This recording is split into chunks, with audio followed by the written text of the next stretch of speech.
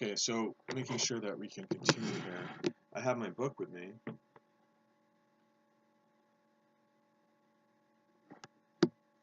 For a change, right? Okay, so I can read a little bit out of what I've gathered. That I feel is important for when a center opens here in Maine for light bearers, people who bear the light and are on the path to the ascension. TSL people, CUT people, and people who qualify as well.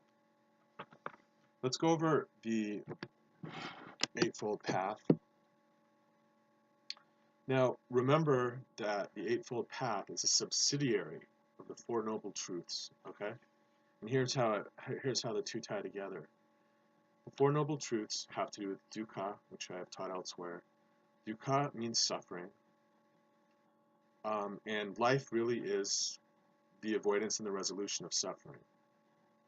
Early on, when I was studying, some of you might have had this experience as well. I am not being unduly harsh on Buddhism. I'm saying that the Sanatana Dharma needs to thrive in our hearts and in our consciousness as the truth, as the eternal truth, irrespective of how the world religions, the man-made structures that contain the world religions might affect that truth. It's not just the Christian churches that should be criticized, it's also the entirety of world religion. They all have specific limitations, unfortunately, including Hinduism and Buddhism. My issue with Buddhism early on when I started to encounter Buddhism was twofold. One is that I was taught early on that life is suffering. That's the message. Life is suffering. Life is basically, that's all it is suffering. The second point that with which I struggled had to do with ego and losing your ego.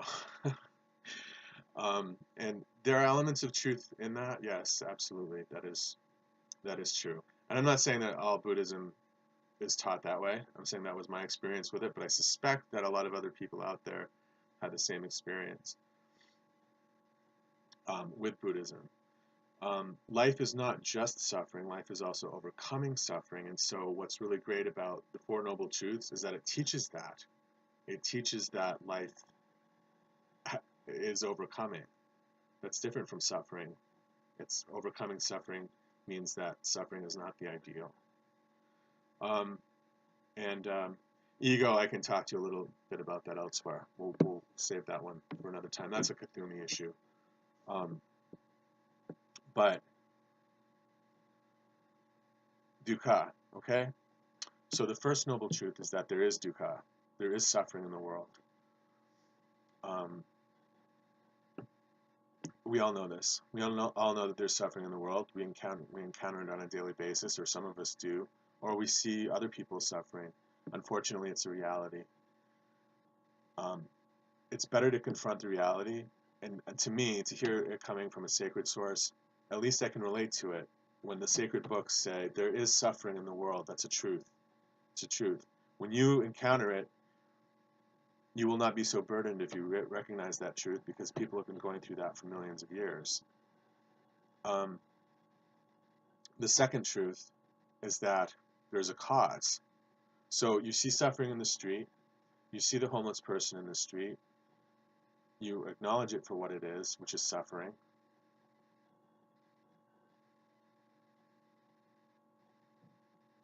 And after making that acknowledgement,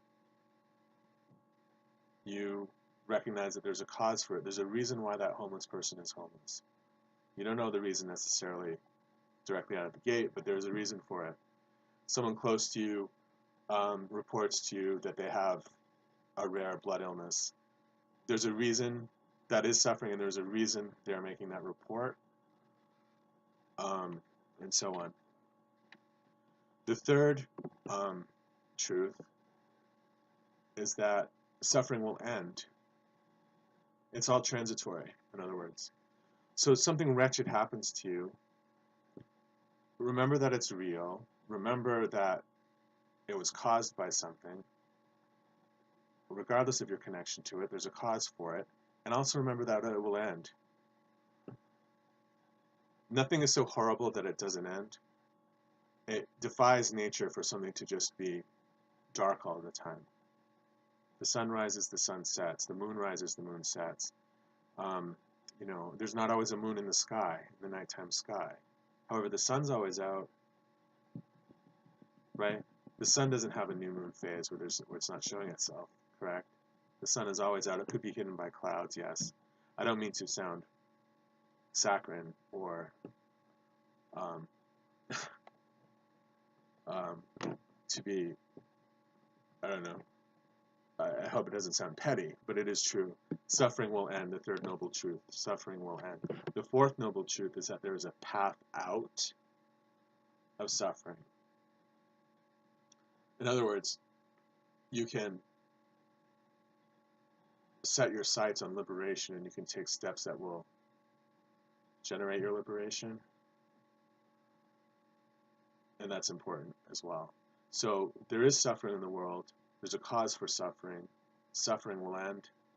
And there's a path out of suffering. The path out of suffering is the Eightfold Path of Buddhism. In other words, Eightfold Path, making sure that all of your chakras, and in our system at least, it really is each of those eightfold, each of those paths corresponds to a chakra in the body. 8 total on the Eightfold Path, and then 8 total chakras, the 7 standard chakras in the 8th chakra, which is the secret chamber, and the first secret ray. Okay? So, I have recorded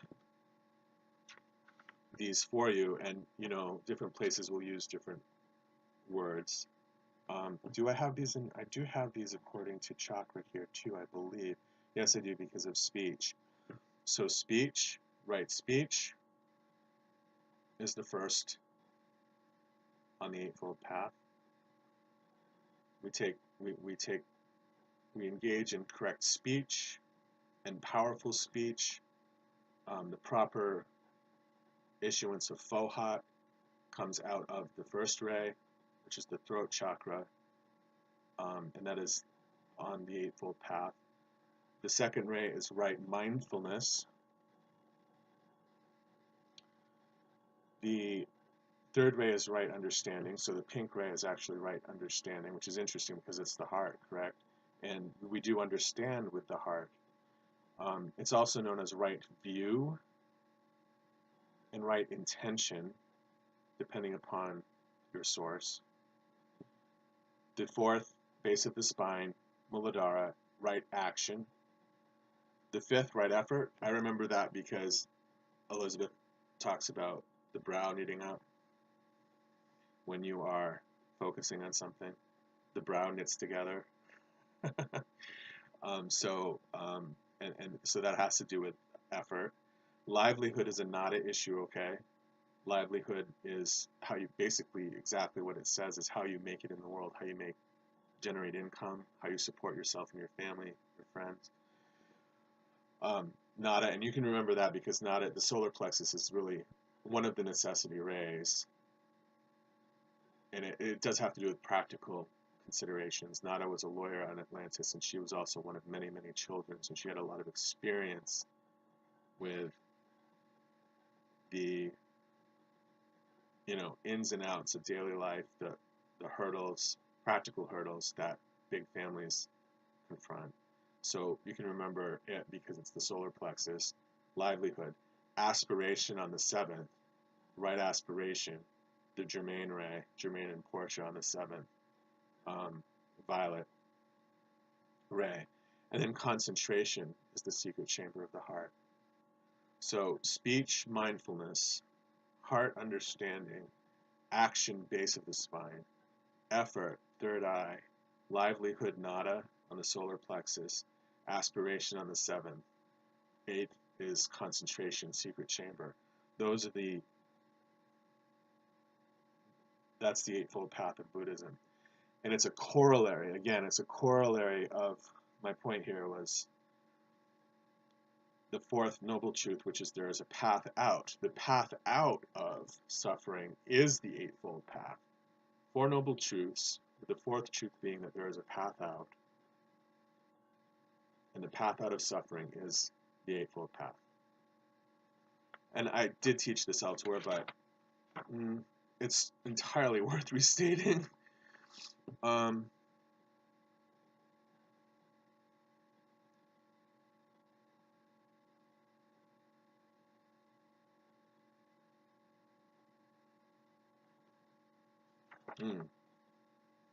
God is light, John 1:15. Chapter 1, verse 15. God is light. That is on the back of Kuthumi. Printed on the back of the Kuthumi panel on the altar of the children of Israel. That is taken from John 1, chapter 1, verse 15.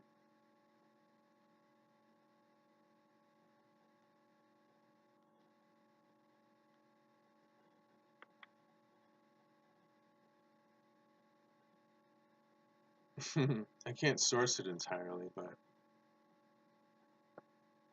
I have a great that I will be using in my center when I open one. A great quote from somewhere in Buddhism or Hinduism or some combination thereof, is this prophecy that states, and it's from something that they're calling a tantra, an ocean tantra, and I can't quote it entirely yet, but I will give it to you when I receive it. It goes, the prophecy goes, a holder of the secrets of all the Buddhas,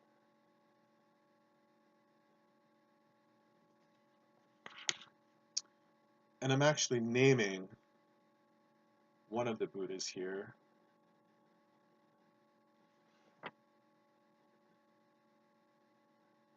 The king of the deeds of indestructible wrath, a miraculous form without father or mother will appear as a Vidyadhara, supernatural being,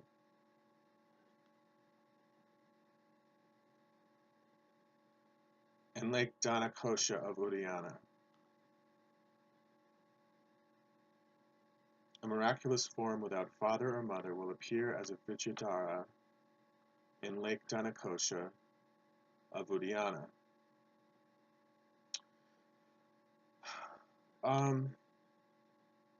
Which could be referring to Padmasambhava. I'll have to take another look at that information.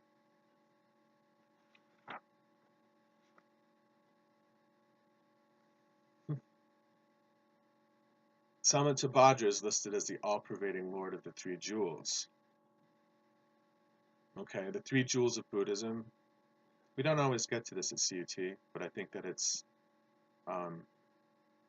valid. I'm not sure that this is printed on the site actually, but it's definitely Buddhist, and it is if we're going to study the Fourfold Truth, the Four Noble Truths, and the Eightfold Path, we should certainly know the Three Jewels. We might as well. Which you can probably figure out what those are if you think about it. What are the three top features of Buddhism, basically? Well, Buddha, Dharma, right? The truth, the practice, the way, and Sangha, community. Those are the three jewels of Buddhism. Buddha, Dharma, and Sangha, with Samantabhadra being the all-pervading Lord of the three jewels, okay? And that I took from buddhanet.net.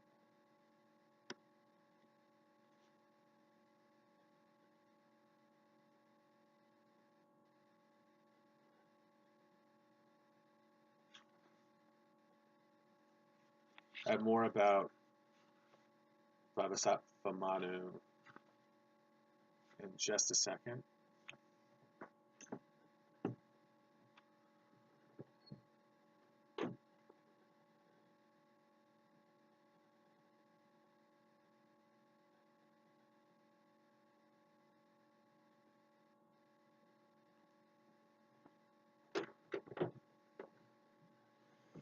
Okay, and so I was drawn to work with Vivasattvamano, and again, I don't always know why. But I will tell you a little bit about Amitabha first. Amitabha is one of the 5 Dhyani Buddhas, transcendent Buddhas who are visualized during meditation. Amitabha is the Buddha of infinite light. His discriminating wisdom overcomes the poisons of the passions, all cravings, covetousness, greed, and lust. His mudra is the dhyana mudra, also known as the meditation mudra. His color is ruby. Devotees aspire to be reborn in Amitabha's Western paradise, or pure land, capital P, capital L. Sukhavati is pure land, where conditions are ideal for attaining enlightenment. He does have a bija associated with it, seed syllable. I'll get you the correct pronunciation for that. This is a repetition of earlier information. Some consider Amitabha to be synonymous with Amitayus, the Buddha of infinite life. Others honor Amitayus as a form of Amitabha or as a separate Buddha. Amitayus bestows long life, health, and happiness. His mantra is Om Amarani Shivantiya Svaha. May immortal life be vouchsafed, so be it.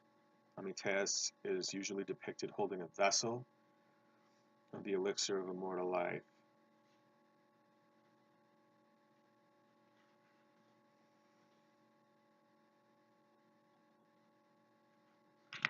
And again, in my work, the following information has proved vital and timely. This is CUT approved. Eden was a mystery school under the auspices of Maitreya.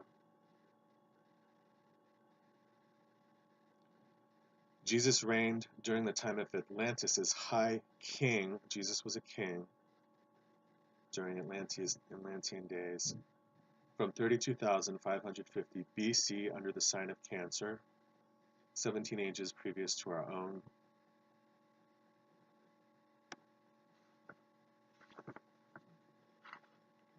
You know, when I write the book, which I believe is really the new Aquarian information,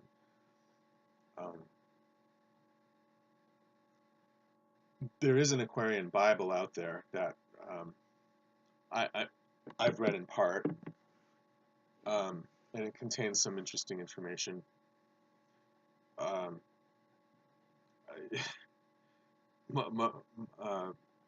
Guru Ma said it had some flaws and bits of what she referred to as psychicism in it, which is basically means that it's not, I don't know, fully, doesn't have the full stamp of approval, the church's imprimatur, CUT's imprimatur on it.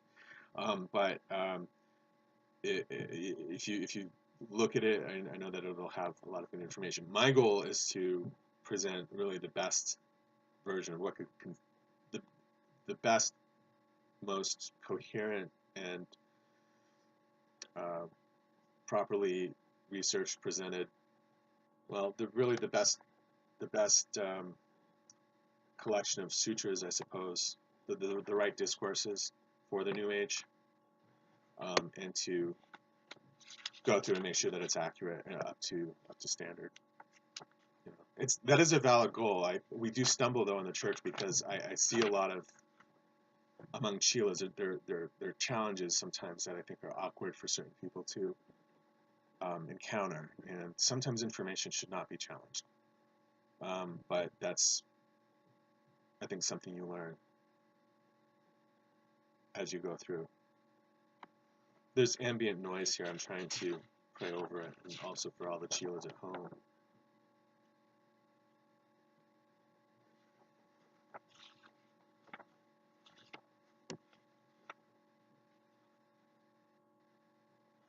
Okay, information about the Great Divine Director. I just refriended uh, my Indian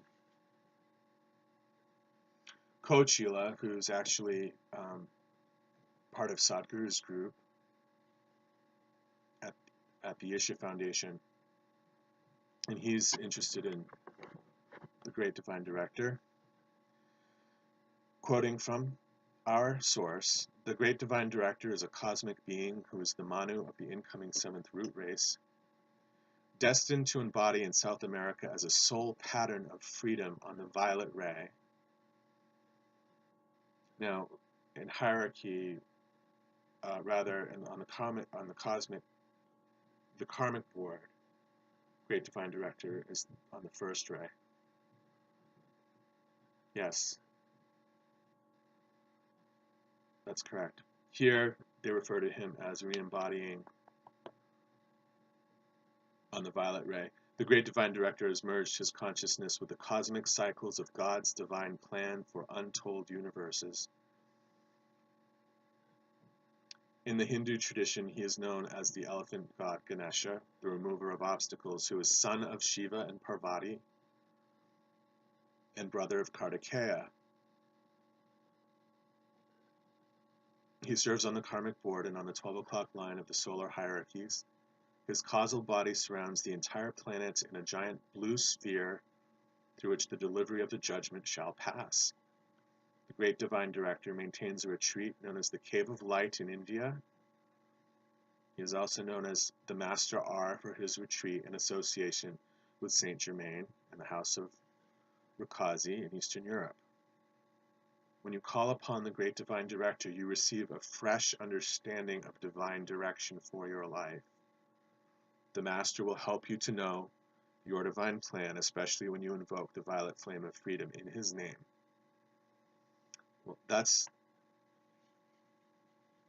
a wonderful grace, and I had forgotten a bit about Cave of Light. I knew about the Cave of Light, but I had forgotten temporarily the Great Divine Director's connection to it, and I had just mentioned to my friend in India about the Cave of Light in the Himalayas. He wants me to visit the Himalayas, of course, and I certainly want to go to see the Palace of Light and to experience it other than on the etheric plane. And Cave of Light, I mentioned to him as well, but he's very much devoted to the Great Divine Director, and that's his retreat in India. So great energy for a trip to India on either the etheric level, which is a valid way to visit, or in person.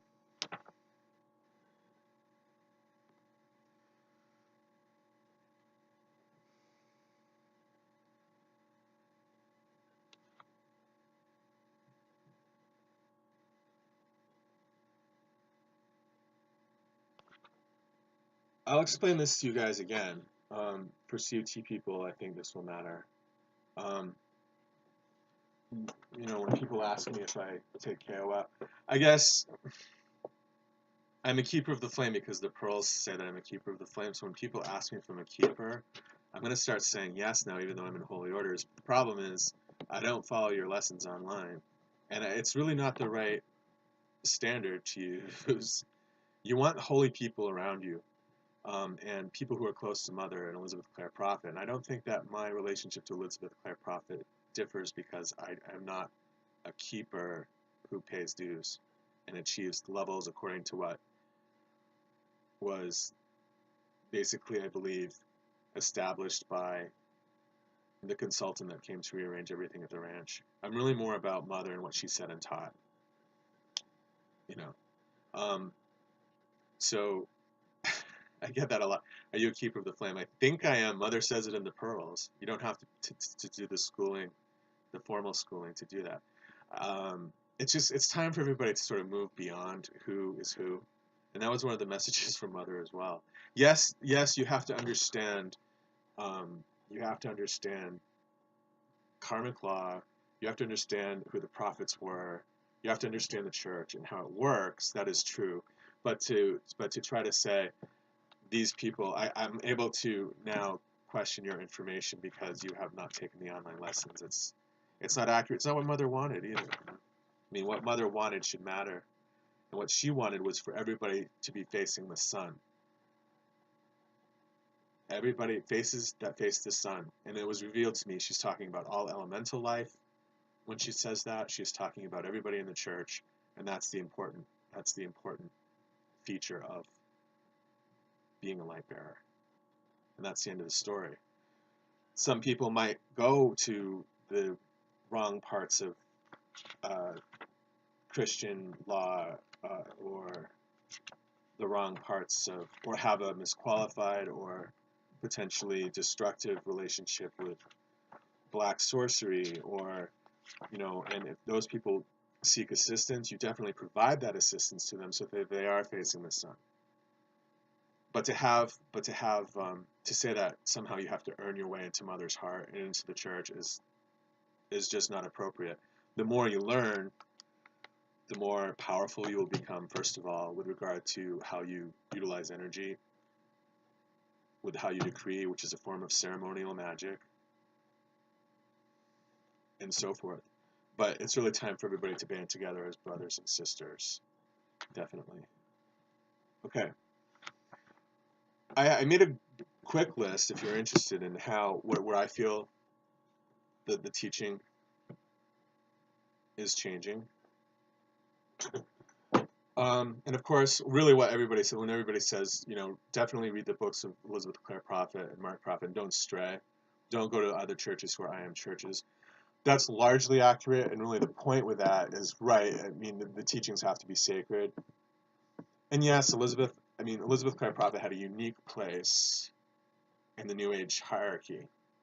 That's definitely true. But if you're Jesus and you're walking, or Germain, the perfected form of Jesus, and you're walking on the that Christ path, you're not Elizabeth Clare Prophet, who's really more like Magda. If you're Germain and you're one step ahead of Elizabeth Clare Prophet, alchemically, in other words, and you are walking on that path, including the Golgotha path, bearing all of that burden, bearing the Sacred Heart, bearing the burden of all of the Chilas.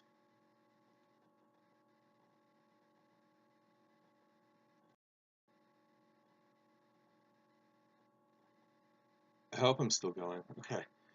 Then at that point, you might be receiving information from the other I am churches, and it will appear to be authentic. Okay. And look, I mean, someone who is not at all enlightened can make a note of something at some juncture in history, and yet it can be enlightened information. And it's really up to Germain to decide that and to view it. And it's not always going to be coming directly out of the mouth of Elizabeth Clare Prophet. I want to make sure people understand that. However, I do believe that the divine alchemy requalifies that information as being part of Mark and Elizabeth's mantle. So in other words, if another path, including another I am church, comes up with a pearl of information, a piece of important information that is vital and can be incorporated or should be incorporated, that's just the way that it goes. Because this is progressive revelation. The word did not stop revealing itself because Elizabeth left the altar, in other words. It is still evolving. It does have to be coextensive with her legacy, I believe. I do believe that. So what I did was make a quick list of how I feel hierarchy is changing, and what my personal beliefs are with regard to that. And again, it's only that Mother really accepts this information that I let it enter, if that's helpful to people in the church. I hope it is. But PY, I was told, is an incarnation of Master K, Paramahansa Yogananda. He's an interesting character because you won't find him on the Ascended Masters names list. But um, Mark Prophet belonged to the Self-Realization Fellowship. So why PY isn't there is a little bit beyond me. If he was a Mark predecessor, really. Now, when I say that Paramahansa Yogananda is an incarnation of Master K, I don't know. It doesn't strike me as entirely all of the information, but I did receive word from the masters that it should be entered as truthful. So I do put a little bit of a bookmark on that, but I suspect that it's right. I do believe that Ma is now Mother Regent, and that Claire Louise has moved. So if you want a way to, I guess, characterize my Chilaship, my, I don't know, special place within the church, that's one of my beliefs, my specific beliefs. Now, to the rest of the ranch, to the best of my authority, she's also still Mother. She's not Mother Regent. It's still Claire Louise who is Mother Regent, right? But I believe that Mother is both Goddess Maru and that she's Mother Regent now, and that Claire Louise, who used to be Mother Regent, is now in a new office.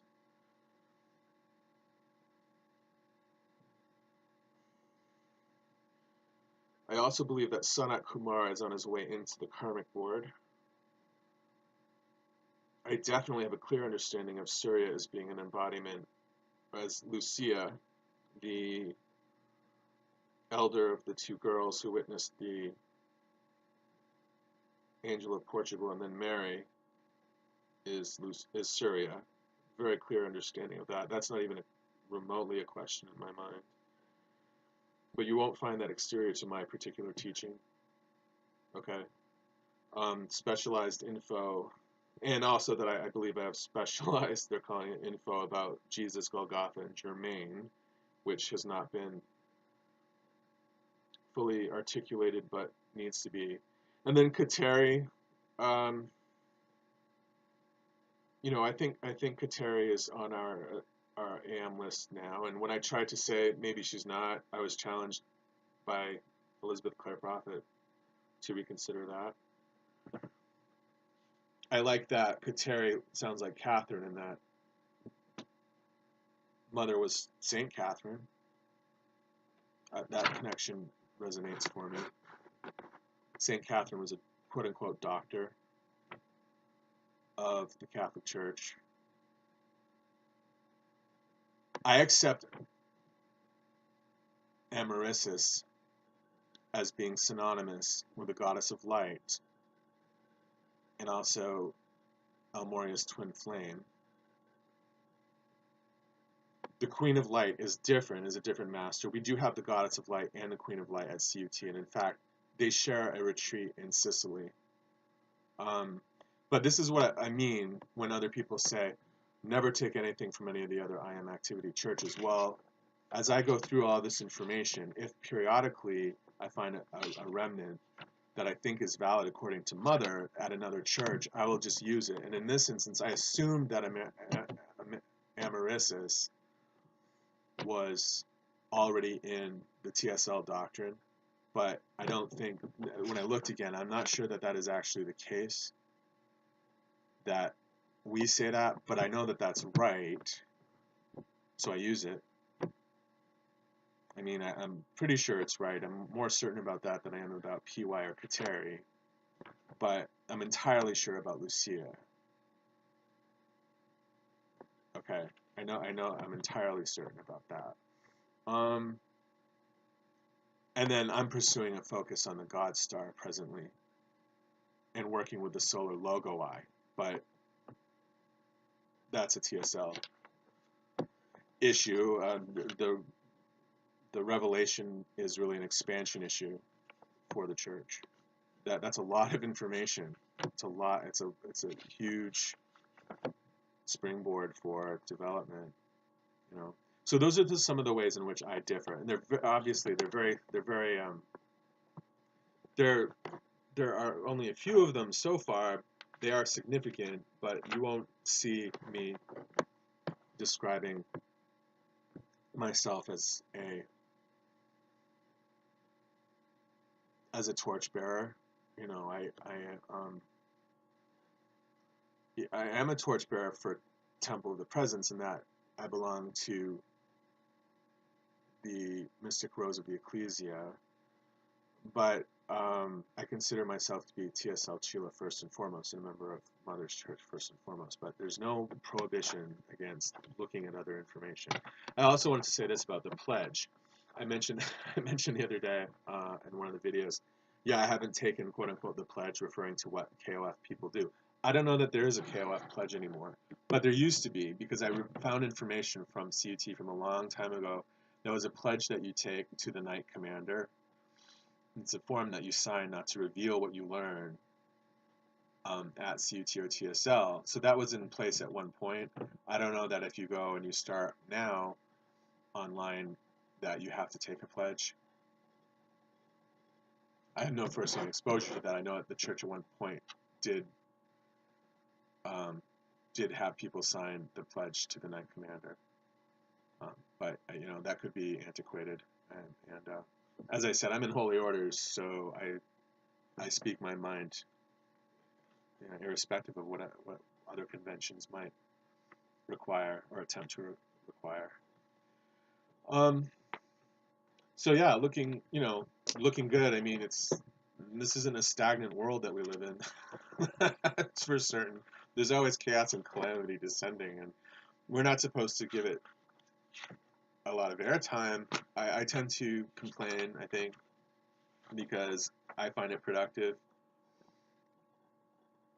But there are ways to move forward in which everybody is supported. I think that's all for now. I'm going to post this and then see if maybe later I can come up with some more interesting quotes. But again, yeah, I understand that about the right sutras and the right Vinaya, and yes, I'm fully 100% part of CUT. I don't want people thinking that because I believe Amaryssis is the goddess of light, that I'm not part of CUT, right? Okay, so I love you all. Peace to everybody. I'm gonna look at this. What I would do, like, take the study the quotes that I gave to you about Ganesh, also known as the Great Divine Director. Okay, and take that information, study it, and the other quote that I gave to you about Amitabha, and know that it's CUT information, and benefit from it. Okay. All right, many blessings, namaste, and I will make another recording and talk to you very soon. Thank you. Bye.